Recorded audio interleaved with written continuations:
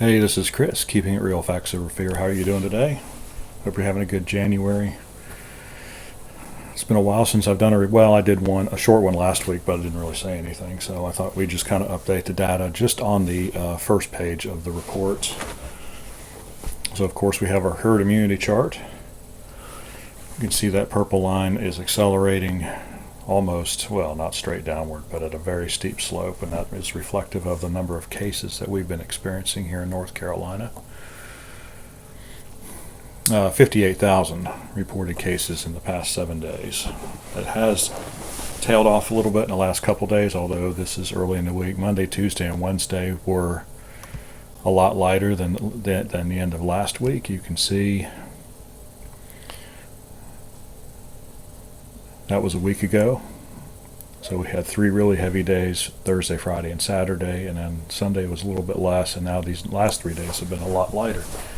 It's amazing how a figure of 5,000 becomes a lighter figure.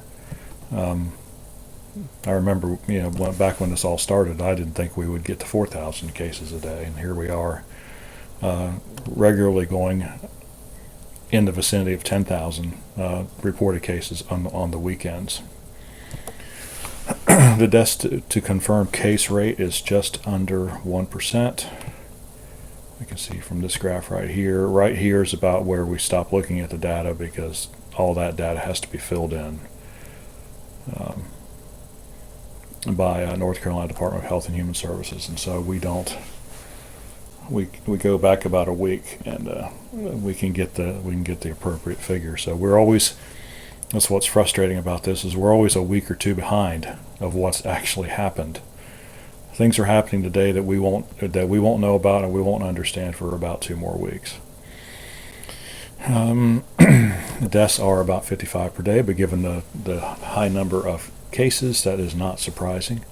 I do think, though, that this ratio, the deaths to confirmed case ratio, is one of the more important statistics. Cases are way up with minimal sign of plateauing.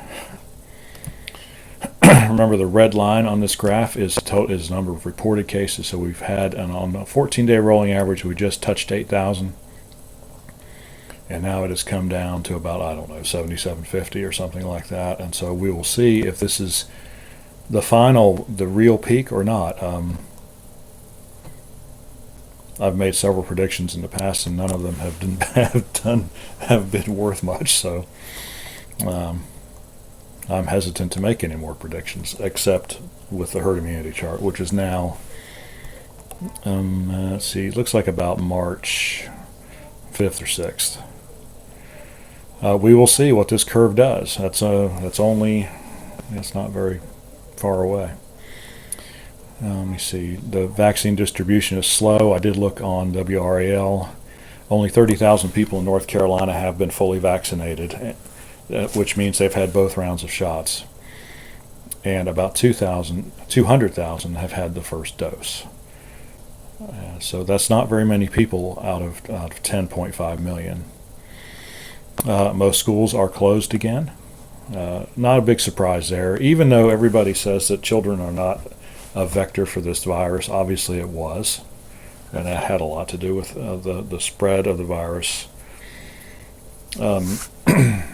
in December, and sometimes that, like I said, it's like 2-week delay thing.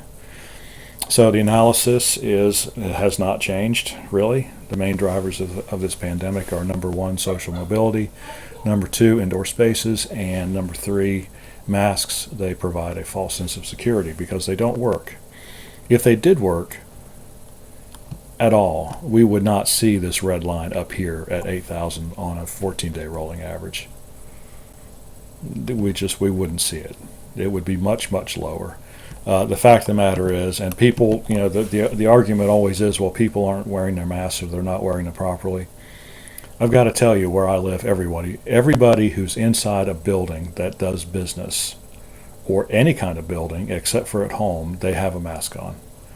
It is 99% here. It's incredibly rare to see someone inside, like the local Food Line or the local Walmart or any other place, and see them without a mask on. And so I don't buy the argument that this virus is spreading the way it is because people aren't wearing their masks. I'm sorry. I don't buy it at all. Because you don't have to wear a mask all the time to get protection. I understand that people are meeting at homes and they don't have their masks on, but if they're wearing their masks everywhere else, and masks are effective, then it wouldn't matter how many people met indoors for family get-togethers without masks, right? I mean, to me, that's just common sense. So we've already looked at herd immunity outlook, 2 weeks sooner than last week's forecast, or 2 weeks ago forecast. So it is moving steadily closer to us. I don't know if that's realistic or not. We'll see. I keep waiting for the new peak of the number of cases so that we can get a handle on this, but every time I think we've hit a new peak, the cases go up again. I expect the deaths per case to remain about the same. I am very concerned that the federal government is changing the guidelines. I thought it was just the Trump administration, but actually it's the Trump administration is just doing what the Biden administration intends to do, which is not hold back the second doses for all the people who have already had the first dose. They're going to head and just distribute the first dose. And I guess we're just going to have to hope that all these second doses will be ready when all these people who have gotten the first dose need that second dose. The vaccine doesn't work if you don't get both doses. And I have no idea what the effect of delaying the second dose by 15 or 30 or 45 or 90 days does. I'm sure it makes it much less effective. And so this is just one of those, I don't even begin to understand the rationale here. Given the fact that they've had such a hard time getting this vaccine distributed in any kind of significant volume, tells me that just going ahead and giving a bunch of people the first dose and just kind of hoping that that second dose is going to arrive in time, I just think it's pie in the sky thinking. I think it's irresponsible. But that's probably what's going to happen.